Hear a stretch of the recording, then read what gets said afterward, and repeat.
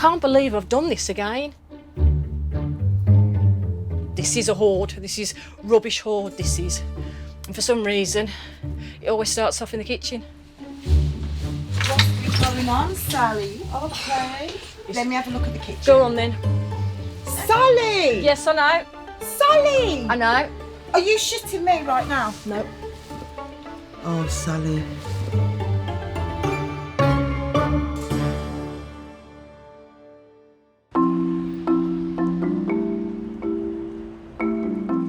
"47-year-old Sally Ann lives in an 18-storey council-owned block. I feel very, very relaxed in this flat. I knew it was mine the minute I walked through the front door. Great views. I just feel comfy in the place. She's been here for the past 17 years and shares it with her pet cat, Custard, and a few other things. We're in the hallway at the moment, and as you can see, it's got a bit quite cluttered. Everything in here is, as you can see, shopping. I've got cakes, I've got biscuits. These are for visitors. More cakes. When I have people come round, I always like to give them a biscuit or a cake when we have a cup of coffee and we're having a chat. Air fresheners, I love my air fresheners. I just love the smell of the orange air freshener. With just Custard the cat sharing Sally's 2-bed flat, there's plenty of storage space. There's actually 2 bedrooms, which are down there. The reason why I can't get down to the back there to sort out any of my other hoarding is because obviously you can see there's a fridge freezer parked in the way. Got a living room, and to the left there's a kitchen. Up here, straight ahead, as you can see, is the toilet, and then round the corner here is my bathroom. Because I'm not in the bedroom at the moment, my bed's still in here. I didn't realise I even had this many of these cakes, to be honest.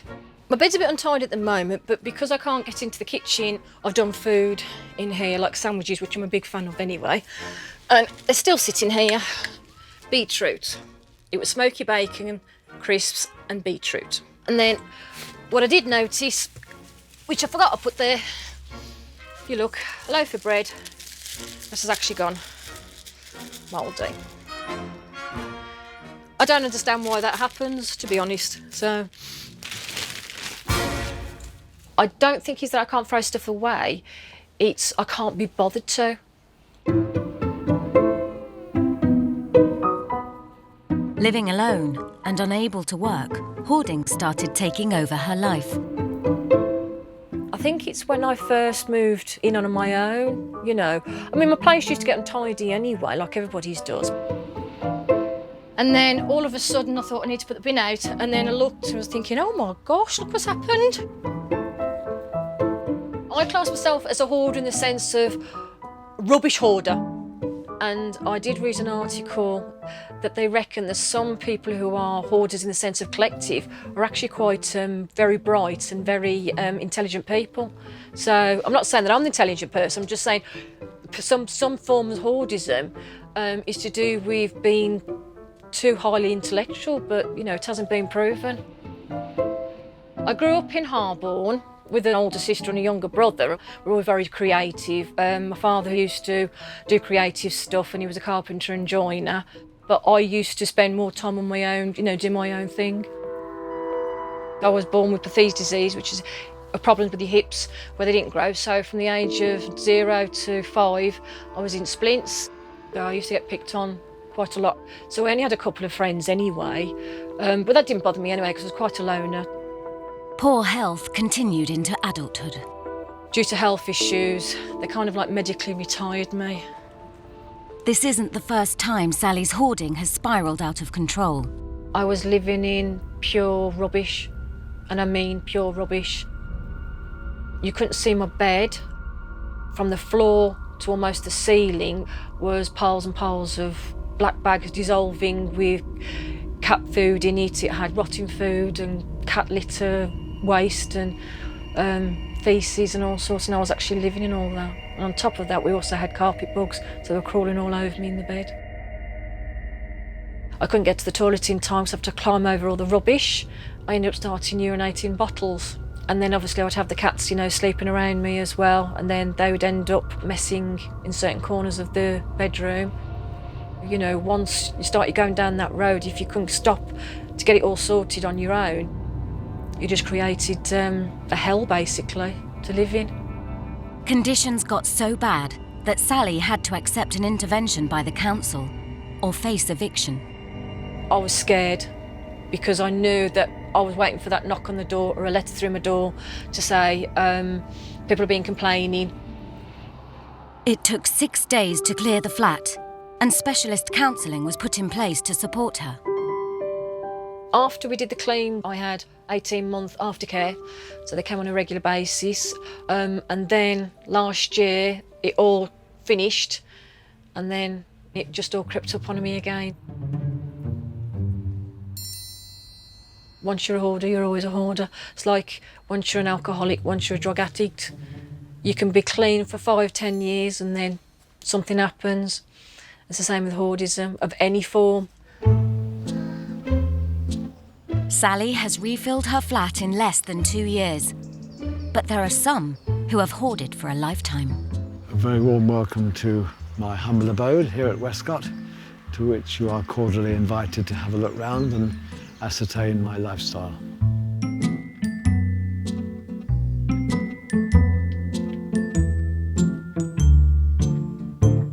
"69-year-old Richard has been hoarding magazines and newspapers for over 4 decades.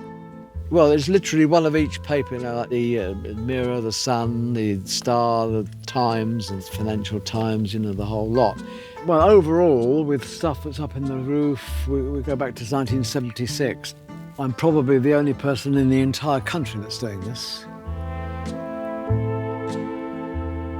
So it makes me unique. Over time, they do tend to lean. Susceptible to collapse, shall we put it that way. If you can reach the ceiling and wedge it into the ceiling, then you've won. Yeah. Just like that, you see.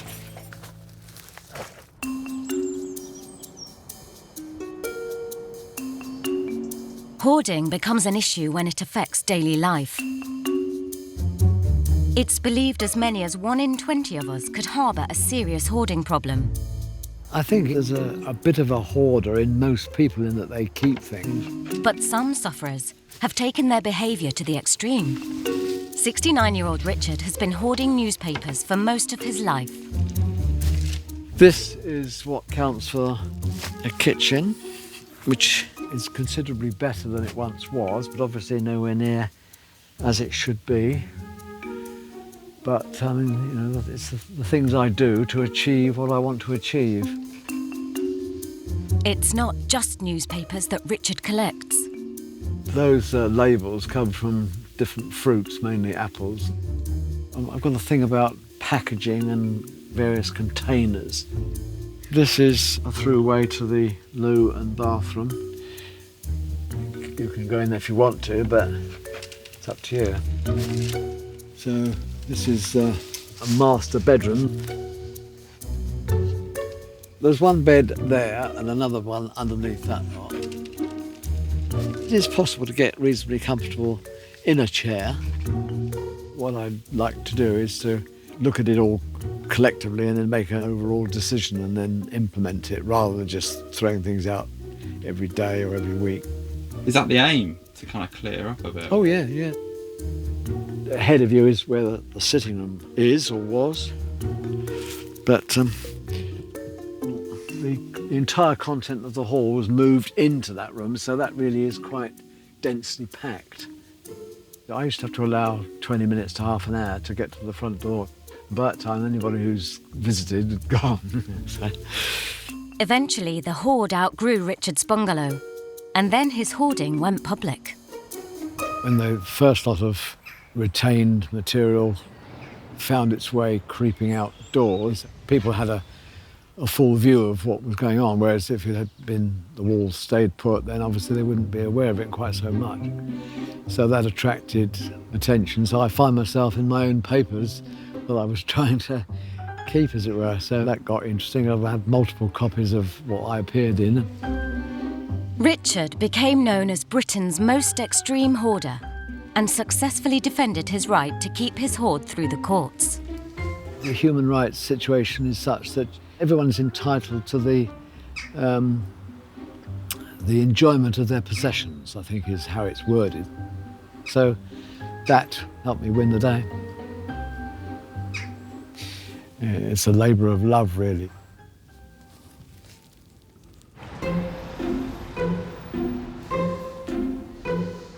Sally from Dudley has been struggling with her rubbish hoarding since adulthood. She escaped eviction 2 years ago, but there's concern that Sally has regressed. Charity worker Lucy has been supporting Sally Ann since the last clean-up. But it's not always an easy job. It's been a while since I've been. It has got quite bad, hasn't it? Yeah.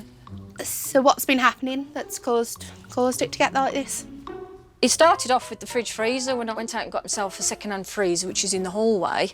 They delivered it, and then I found out that my fridge freezer was still working. The freezer was due to go to Sally's sister, who lives in the same tower block. She lives downstairs, Sal. She lives a few stairs down. Yes, I've got to speak to her tonight or tomorrow. So it just sounds like excuses. This is how it started before, weren't it? I didn't have, but the excuse is gone. Sorry. You've got to think, like, you know me, I jump in. If the council were to come tomorrow and knock on your door, you could end up losing this property all because of a fridge freezer that doesn't really need to be here, does it? I mean, I know that, yeah. I mean, it's a pig in eyesore, isn't it? So we'll put that into place by next Thursday. Don't forget, I've got to go to my father's, so I'll be back Wednesday. Well, maybe you have to think that you need to make an exception and be here instead of at Dad's. I'm sorry, Lucy, but don't go there. I don't mean to be horrible, but don't go there. No, but you're all right. But you've got to think you're going to lose it. I'm not being funny, but nobody has an idea why I'd go through with my dad. I know, but you've got to think about you, Sal, as well. I'm sorry, but Dad has to come first. What about you? But don't pick on me regarding my father, though, Lucy. OK? Please don't. OK.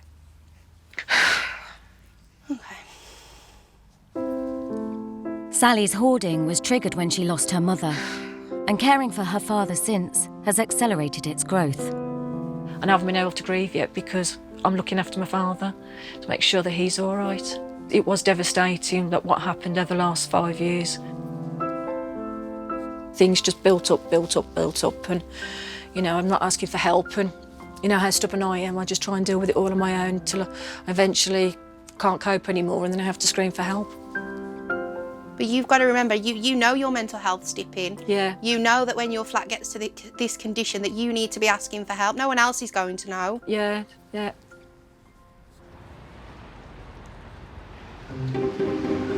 Sally and Richard are not alone.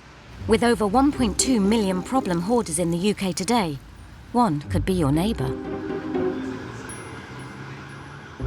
So this was a brand new apartment when I moved in. Brand new carpets, brand new painted walls. It was such a clean, new, tranquil apartment with a nice courtyard outside. 40-year-old Faye moved into her flat just over 7 years ago.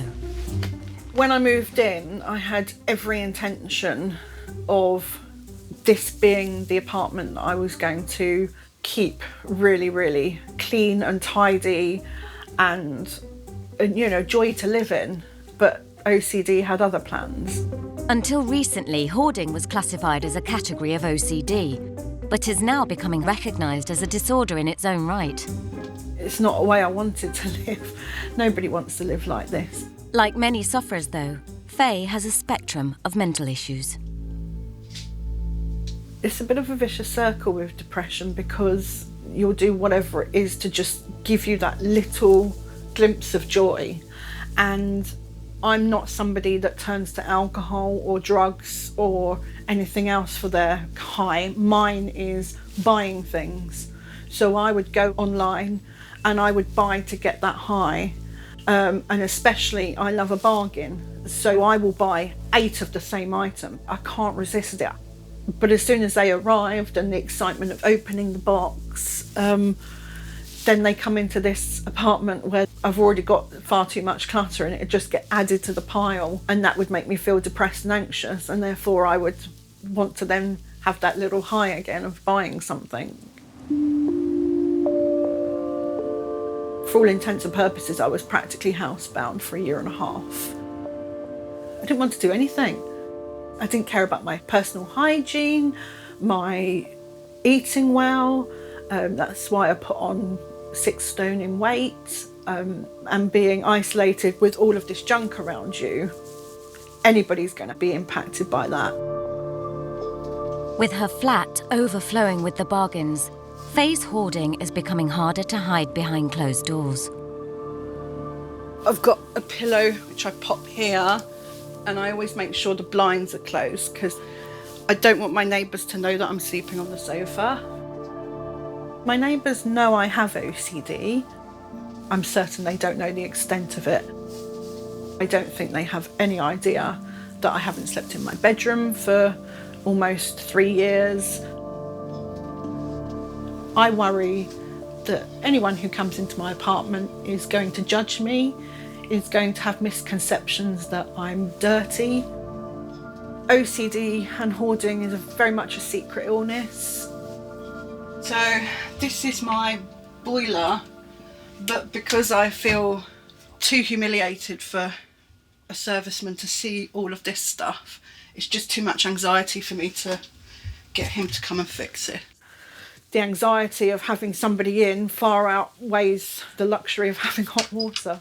And so for the last 4 or 5 years, I've been having stone cold showers. Faye's OCD has also affected her personal and professional life throughout adulthood. When I was in a relationship, my OCD was really bad, but because I had a partner, it would keep me in check. I was married for 12 years, and it's been 10 years since I've been living on my own. I used to be a very sociable person when I was in a relationship. I used to be very much the life and soul of the party, and I loved to be the centre of attention. Now I've become very socially anxious. I have such a lovely home, and to not be able to have people into my home to enjoy it, I've become very, very isolated and very lonely. 69-year-old Richard's life revolves around his obsession with newspapers. He doesn't just collect, though. He delivers, too. The round, I suppose, has diminished by about 1/3, I suppose, since I first started. Richard had to pick up the paper round to help fund his hoarding. Well, I've got a thing about newspapers, and they had a sort of vacancy of a paper boy, so I said, well, I'll deliver some papers, and that will pay my paper bill, as it were. So that's how it started. It was only meant as a temporary measure, but here we are 13 years on. I'm approaching 70 years old, having lived in the village all my life. Richard is the 3rd generation to live in the family home, which he's shared with both parents and grandparents. Obviously one passes and then another, so here I am on my own for the last 15 years or so. My father used to be quite fastidious in that he would be sweeping the paths and just for the sake of tidiness. One tends to rebel against what the previous generation did. Richard was the home carer for his mother in the final years of her life. The hoarding started in earnest about the turn of the millennium. There wasn't a problem at all, it just gradually escalated. But it's only in the last 10, 15 years or so that it's got like it has. That is literally one of each. The problem with this flat, it's kind of like an obstacle course. The only way to reduce a hoard is if things are thrown away faster than they're collected. Faye is fighting back in her flat before her home is completely taken over. This is the section of the room that I've completed. So this, for me, I know a lot of people will look at this room and still see a lot of clutter, but to me, this is a piece of success. Like many OCD sufferers, Faye has a specific process for doing even routine activities. Because of my OCD, anything that needs to go into the bin, I have a ritual that it needs to be opened up fully so I can have a look inside. I have to touch the sides, then I have to shake the item 30 times, and then it can go in the bin. So for most people, throwing away a wrapper would take them less than a second. For me, that one wrapper could take me 10 minutes. It's not about money or the importance of a document or receipt. It's about certainty. Certainty that for me, I haven't thrown anything away, because certainty equals control. Control is the way that I manage in this very uncontrollable and spontaneous world. And that can go in there. Done. Okay. Done. The next on my list was obvious items that will create a great impact, which is this big item, this, and a chair that I won in a competition. And if I got rid of those items, oh, and there's a table behind there which I need to take over to give to my dad. And then whoosh, that whole area is going to be clear apart from this box, which is full of food. It was short dated, so it would be like 70, 80, 90% off. The date on this is the 1st of January 2011. The element of it being such a bargain kind of takes over, and I then start to make up a logical story in my head that it makes sense for me to buy it, and I'll somehow squeeze it in. When discarding even the smallest item is so difficult, there is one room in Faye's flat that poses the biggest challenge. Nobody's seen that bedroom as it stands.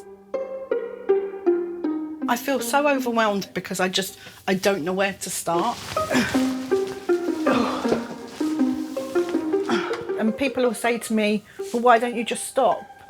And I know when they say it, they're well-meaning. Oh my goodness. But in my head, I want to say back to them, why didn't I think of that? The OCD at the moment is bigger than me. It's the whole spectrum of feeling angry, frustrated, but mostly regretful and disappointed about everything I've lost in life because of it. In the Midlands, Sally has raised the alarm and called in some emergency support to help her with her hoard. Extreme cleaners Kaz and T have known Sally since her first intervention 2 years ago. I'm looking forward to seeing Sally. I haven't seen her in a while, so it'd be nice to see her, catch up with her, have a cup of tea. From what I can tell, everything should be okay. I do ask her every now and then, how's the flat, how's things going? So she always says that there's a bit of shopping in the hallway. Hopefully everything is smelling of roses.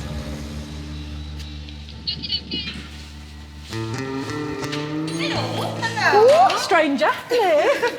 Oh, hello, darling.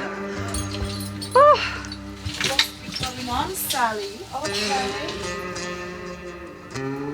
It is getting closer. Step over there. Yeah, I know, I've got to sort stuff out. So what's going on? Let me have a look at the kitchen. Go on then. Sally! Yes, I know. Sally! I know.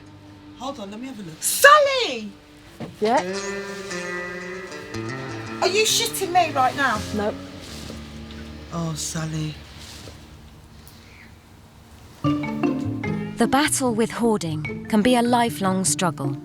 Like any addiction, a relapse can occur at any time. It's plates of cat food. I know what happened was, I bought a bin. Well, I got that all sorted. That bin's there, has been there since just before Christmas. Is that a brand new bin? Right, yeah, but it's just I've been dealing with a lot of other stuff and I wanted to sort that out myself. Rubbish hoarder Sally is having an emergency clean of her flat, less than 2 years after the council last intervened. Do you know what? I'm upset with you. Well, I There's know. no excuse, because you're just a phone call away. I know it's bad now and I should have asked you, but to be honest, that's the only second time it's ever happened. As we stepped out the lift, we could smell the Smell. flat, Sally. Do you know that hasn't been like that for a long time? Yeah, but as soon as it started to go like that, Sal, that's when you should have But called yeah. us. Sally's kitchen has got so bad, it's classed as a biohazard. Dealing with it is an emergency. I've been dealing with a lot of stuff with my dad because Dad's You had never once mentioned the kitchen was like that, Sally. You never because the kitchen once wasn't that mentioned bad the- though a couple of weeks back. No, but you that's should only just- happened in the last X amount of weeks. If it doesn't look how we left it, if you can't get to your sink, it's an issue. no, if it's, Okay, I can get if to it's the not sink. how If we you can't get left to your it, counter, it's an issue. Yeah, I know that. Oh, I know that. I'm not stupid. I mean, I know that. but you never said a thing. No, I didn't say so you've that. kept us in the dark. It Yeah. seems as though you've lied to us, Sal, because you've not mentioned it. Well, no, I've mentioned. Yeah, I wasn't lying, but I Right. hadn't mentioned it yet. Yeah. Let's just go and get our blues. Let's just get our blues and crack on.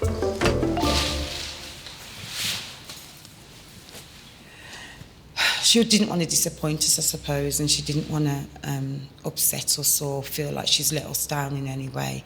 And we don't feel let down because she is a compulsive hoarder and it is a mental health condition. What we're upset about is the fact that the help is there for her and she hasn't accepted it.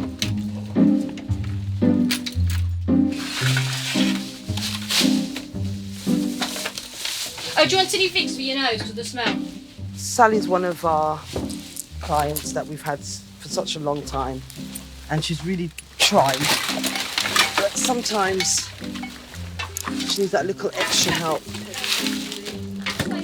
I don't know. I make excuses and I shouldn't.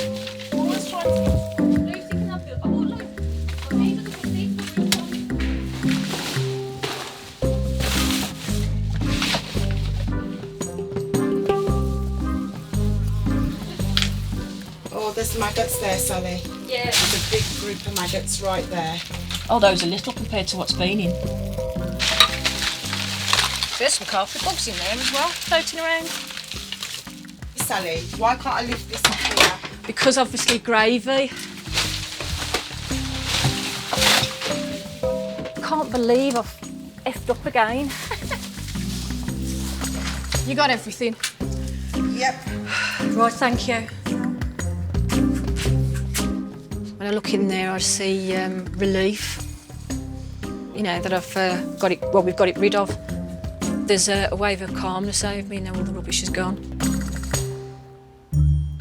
The kitchen may be safe again, but Sally will have to pay to have the rest of her flat cleared and made safe before the risk of eviction is removed. Sally is a very warm, loving, caring person, and this is her only vice, is that she's a compulsive hoarder. She just needs a good support network, and she's not really getting that from anybody else at the moment, like she was before. Yeah. So if the support network's in place and people are checking on her, I think that will give her more of an excuse to try and keep the flat tidy, knowing she's going to have visitors. Hoarding is an isolating mental illness, with sufferers often living alone. But today, Faye has a rare visitor who will hopefully help her on her road to recovery. Hello. Pleased to meet you. Jo is a declutter consultant with 8 years' experience helping people with their hoards. I think that the root cause of why I have OCD and hoarding and depression is to do with childhood things. Yeah. Like my dad leaving, and I felt very much out of control that I couldn't fix these things. It was a coping mechanism Yeah. for you with all this chaos going on, you know, in your family life. So I very much was trying to find a mechanism to feel in control. Yeah. But my mum, ironically, she's an absolute minimalist and she declutters every 3 months. So her home looks like a show home. It's absolutely beautiful. you may be rebelling slightly. There may be a little bit of you kicking out and saying, right, well, because she's so particular about where everything is, that you're going to sort of, rebel against that and almost do the opposite. I So understand what you're that's- saying. For me, I don't think that's the reason. Okay. I very much aspire to be as my mum is. Ah, okay. So you've done the first stage of it. You've actually become aware of it. You know, like you said, all the theoretical stuff of it. So the next step is to actually physically start doing the practical side of it. How would you feel about us doing a little tour? I don't particularly feel comfortable with it, but I know that if I need to get the help, then I need to deal with the discomfort. Okay, shall I lead the way? Yeah. I've done this section. Yep, okay. And it's amazing how that little bit of floor space can make you feel amazing. Hold on to that feeling, because that's the start of you continuing the good work you've already done. Thank So, you. Well done. This box is full of food. Okay. You could work out potentially how much of that you could get through realistically before it expires. Oh, it's all expired. Ah, okay. So this is your bedroom. So where do you sleep? Since, well, it's been about 3.5 years now. I've been sleeping on the sofa. Right, okay. Yeah. So again, that's another incentive, isn't it? So, This has become my norm. yeah, that's right. And it's only when external sources come in and they're like, they ask the question, where do you sleep? And it's like, on the sofa. And I just think, that's such a sad story. I've had an idea and I wondered what your opinion is. I was actually going to bring everything from the hallway into here, everything that's left in the living room into here, so that the hallway and the living room are 100% done. And everything is in here. I would strongly advise not to do that. Okay. Only because it's almost like picking up things from one room, putting them in another, and then you've made one room very overwhelming to deal with. And in reality, although you think you may well deal with it after, quite often what happens, I've been to places where 10 years later that door's still shut. Right. I went and got some boxes from the local supermarket. What I'm trying to do, which I've started here, is I've got a big box there. I'm trying to put everything into boxes. Boxes could probably end up becoming part of the clutter if you're not careful. Right. It becomes just a pile of boxes then in a room instead. So it's just delaying the process, I think. When this was at its worst, it made me feel like I was literally in a tomb. I felt buried in all of this. And it just felt so like it was kind of coming in on me. And just, I would do anything to distract myself. For Faye to conquer her hoarding, it's essential she avoids delaying the disposal of unwanted items. Try and do a little bit of decluttering every single day if you can, but just focus on one room at a time. Every time you pick something up, think, do I want this? And if you say yes, just dig a little bit deeper as to why you want it and do you need it.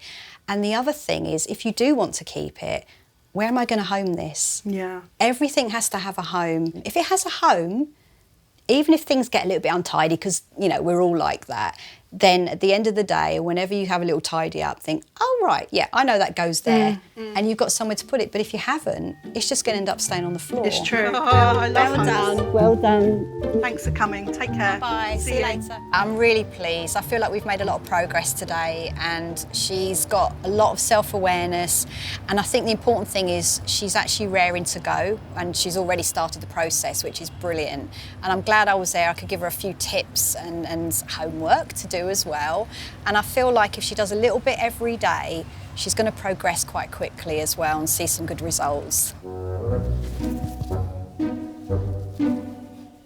With the accumulation of 40 years of hoarding in Richard's home, there's a whole neighbourhood that would like to help him clear it. We're shifting papers this morning, have we? Not in the sense that you mean, no. But, like in the skit? No, to have this banter between us. Regular banter. Well, I've got to know Richard. I think it's over 7 years. I mean, Richard's been to my house for Christmas dinner. We're trying as a community to try and help him. The oldest part of Richard's hoard is the thing he's more passionate about than his papers. With me, it happens to be classic cars, and of course they take up the room that they do. And I think effectively there's 17 broken cars around this land here. If we could just get one car done up, I'd love to see him driving around in this old vintage Jag, just having a life. If I was push comes to shove, which would I choose? Obviously, the cars are a greater love than mere newspapers. I mean, it'd be nice to be able to deal with both, but there you go. After a lifetime of hoarding, it's possible things may never change.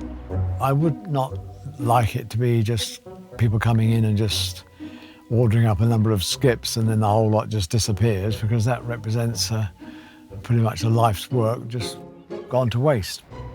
An Englishman's home is his castle. I've built my home, and you can call it what you like, but it's an extension of me. It represents what I am, and don't sort of interfere, sort of thing.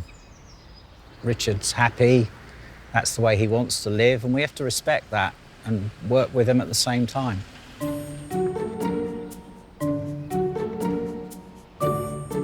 With the biohazard hoard in the kitchen cleared, Sally is expecting extreme cleaners, Kaz and T, to help clear the rest of the flat. I'm slowly getting buried alive in here. With the freezer out of the flat, access to the bedrooms reveals the full extent of Sally's hoard. This morning, I was suffering with a lot of stress because I know when Kaz and T come today, they're going to look and go, Sally, what have you been doing? And they're going to tell me off because, you know, I've gone back to my old ways. Go away, I've changed my mind. Hello. 2 years ago, the flat took weeks to clear, but Sally is optimistic this is a simpler job. As you can see, some of this was behind the fridge. The goal is to create a usable bedroom. The last clean, I was in the hallway, they would bring bags out, I'd sort it, and they were shoveling all the rubbish away. But because this is a completely different type of clean, I think we'll go through that bedroom pretty quick. It does look worse than it is. So I was going to do the clean myself this year, but when they came and we did the kitchen, I made a decision to have them come and help me. This way, I'm forced to do it, and it means now I can get my bed, after being 2 years in here, into the small bedroom. So that's my goal. Half of me wants to throttle you. I know. And half of me wants to smile. Yeah, I know. What are we going to do with you? What are we going to do with you? I want all this gone today. See, I'm not sure, but I can smell... Oh, I can smell urine.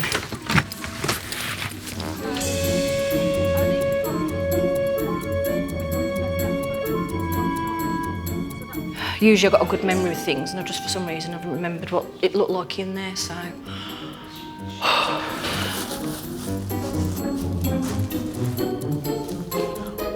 No, let's just really throttle me.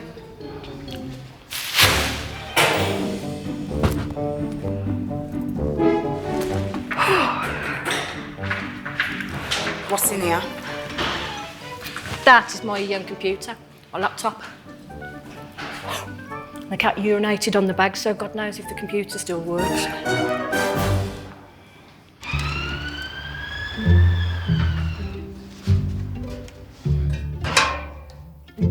Faye is tackling her rubbish too.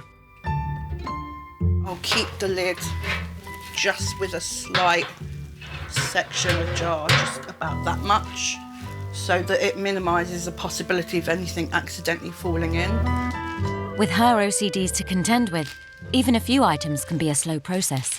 The irony is that I can't even think of the last time, probably not even in the last 10 years, where I have actually done the check and suddenly found a receipt or a bit of money. And what have I lost as regards time and mental health and everything else for doing this? And then as soon as that's done, that needs to be closed and go out to the bin. If that stays in the flat for too long, I'll get too anxious about it and I'll empty it and go back through it again. Throwing out even the smallest amount of rubbish is a challenge. Oh, I want to go through it. What to do?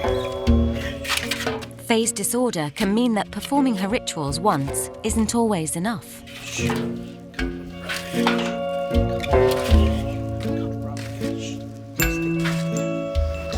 I've been making such good progress, and I'm disappointed that I checked it. I should have left it. It's just rubbish. You know? Who cares?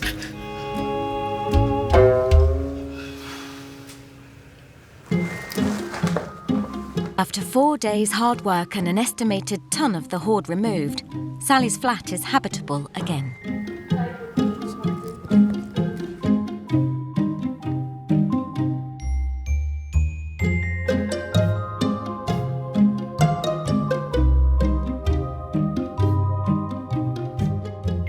It feels absolutely wonderful.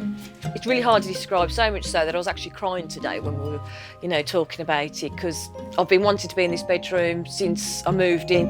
I'm glad after 13 years of now wanting to be in here, I'm here.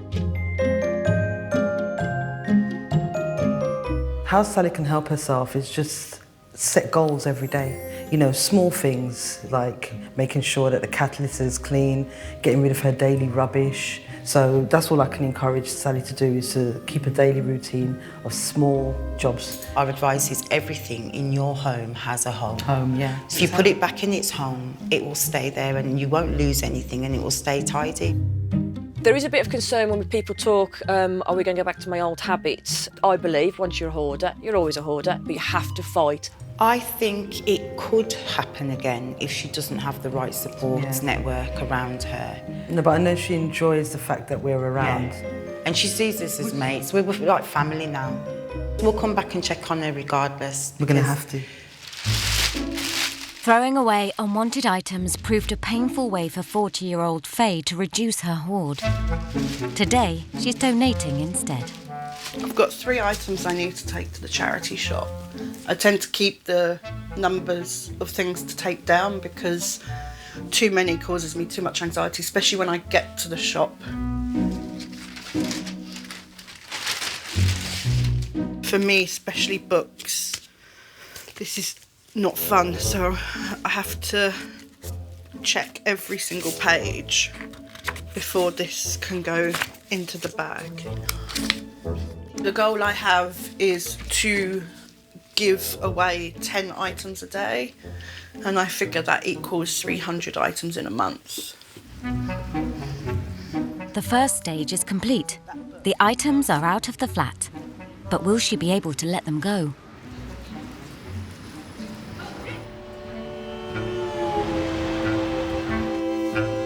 After decades of filling his bungalow, Richard's home has become a time bomb, dangerous for his health. Had I appreciated earlier on what I was letting myself in for, I would have approached it much differently than I in fact did. So unfortunately, we're a bit late to actually implement what I've learned. But I get through it, get by, so I'm reasonably happy. Hoarding is a problem that just grows if the sufferer doesn't take action. And the result is inevitable. Space will eventually run out. There's the trouble, it's sort of piles of stuff here, there and everywhere waiting to be processed. The trouble is that you've got to carry on with ordinary life in between times, you know, it's very difficult.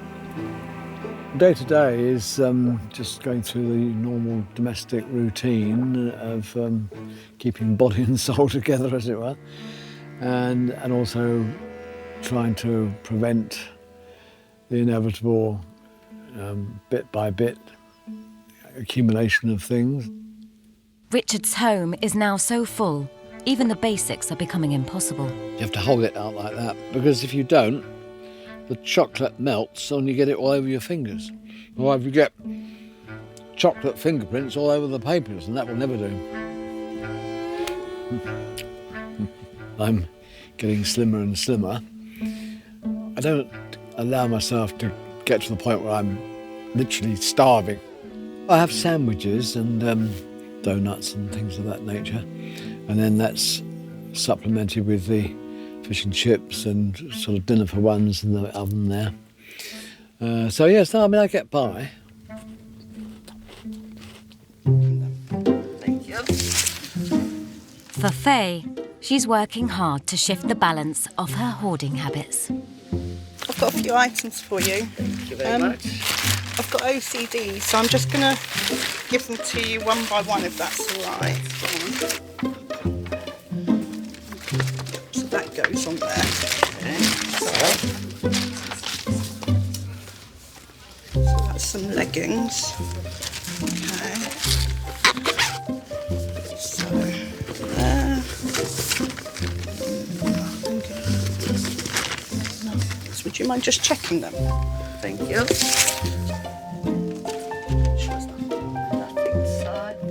3 more things out of my flat. So slowly but surely. Thank you so much. Thank you for understanding. I know it's a bit weird. It's something wrong with my brain, so thank you. I just feel that if you came back to me in 3 months, I'm going to have that flat clear. I feel something has triggered. Take good care. Thank you. Bye. Yeah. Good place to be.